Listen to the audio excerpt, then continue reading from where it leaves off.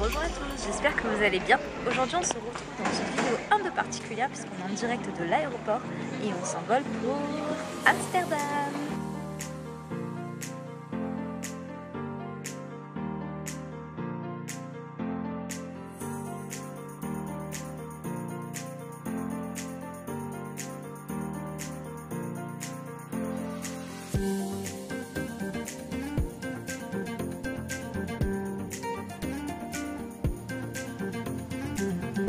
Vas-y Charlotte, comment dis s'il te plaît? I'll sublime. L'entraînement arrivé à l'aéroport pour savoir parler à Amsterdam. Ça y est, petit Airbnb trouvé, on est bien installé, maintenant on part visiter Amsterdam. Alors, pour la personne qui a organisé tous ces jours, ce que je pourrais lui dire, c'est que si elle a aussi bien organisé que mes 18 ans à Londres, je sais que je vais me régaler et je la remercie d'avance parce qu'elle est très douée pour ça et qu'elle prévoit souvent des surprises qui sont plutôt top.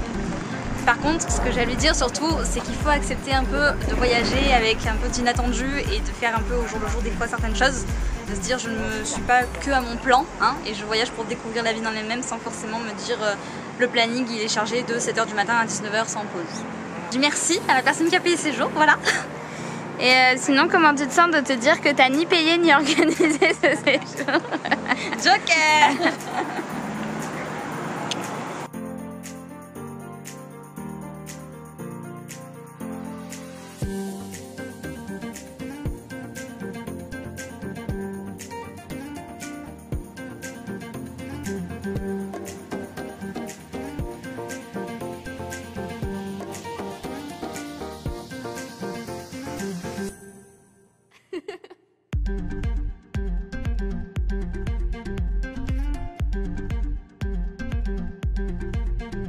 Alors une première journée où on a plus un peu essayé de se repérer ou autre et on a fait quelques petites visites dont une de musée.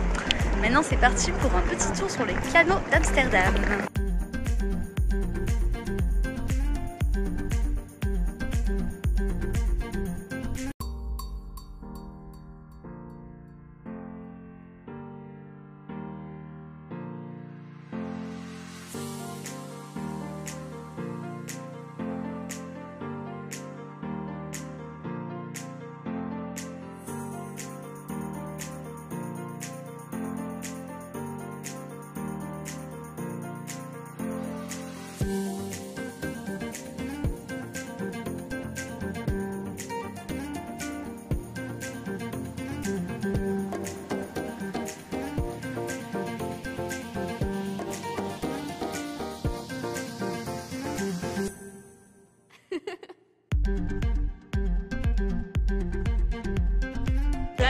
Alors, après avoir fait ce matin une belle petite balade dans le canot pour voir un petit peu tout l'historique de la ville, on se rend dans le quartier rouge.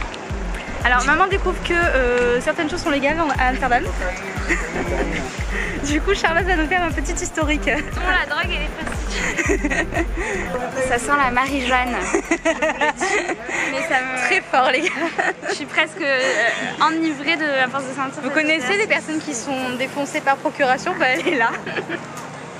Le quartier rouge d'Amsterdam trouve son origine au XIVe siècle. À la fin du XVIIe siècle, les maisons closes de luxe jouissent d'une grande popularité. Quand Napoléon commença à régner sur la Hollande au début du XIXe siècle, les prostituées durent subir des contrôles sanitaires 2 fois par semaine pour s'assurer qu'elles ne contaminent pas les soldats avec la syphilis. En 1911, les Pays-Bas fermèrent les maisons closes, mais la prostitution continuait à exister sous la forme de salons de massage utilisés comme couverture des activités réelles. Peu de temps après, il devint évident que les lois ne furent pas en mesure de bannir la prostitution.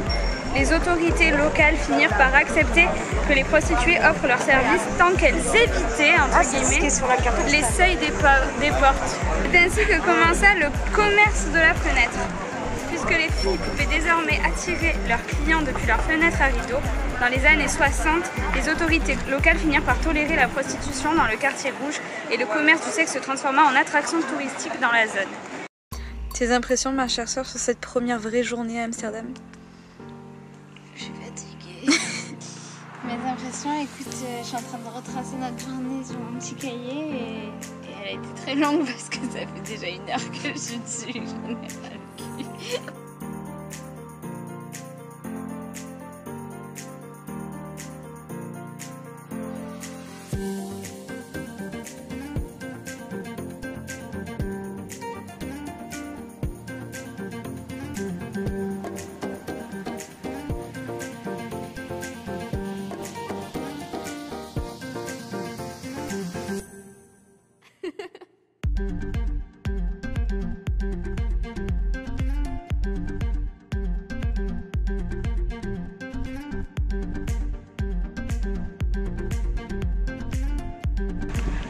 troisième jour à Amsterdam. Alors après les avoir fait en bateau, on longe les canaux à pied.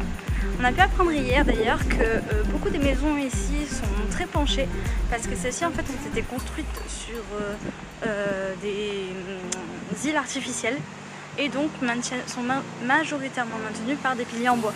Par conséquent, à force d'être dans l'eau, les piliers sont un petit peu en train d'être un peu imbibés.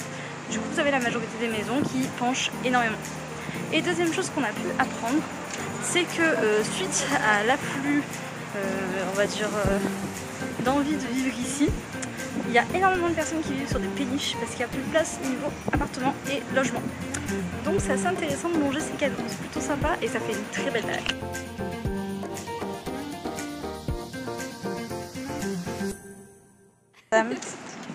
Ou la ville sans travaux. Non, pour être honnête, c'est les premiers vrais chantiers qu'on trouve. Par rapport à Marseille, pas grand chose. Oui, non, mais à côté de chez nous, c'est pareil.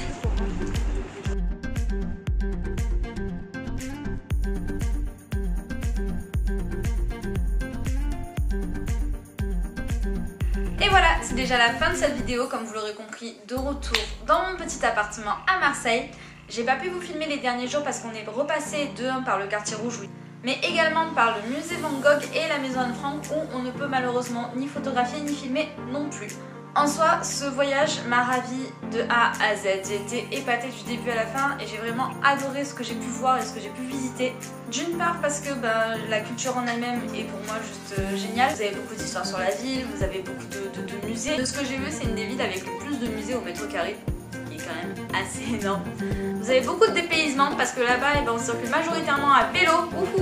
Mais soit dit en passant, c'est assez dangereux pour les touristes parce que vu qu'ils ne font pas trop attention à nous, vous en prenez de tous les côtés. Ce que j'ai beaucoup aimé, c'est que c'est une ville aussi beaucoup portée sur l'écologie, de par ces fameux vélos, et aussi niveau électricité, niveau mode de vie, ils sont assez réglo là-dessus et ils essaient de faire au mieux.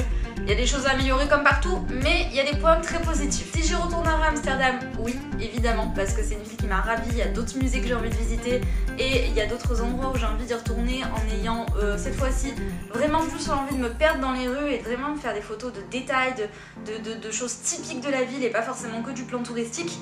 Donc oui, j'y retournerai forcément. Après quand, avec qui, combien de fois, je ne sais pas encore, l'avenir nous le dira. En attendant, moi je vous laisse profiter des dernières photos que je vous montre juste après, histoire de vous faire un petit peu baver encore une fois. Et je vous dis à très bientôt pour une nouvelle vidéo.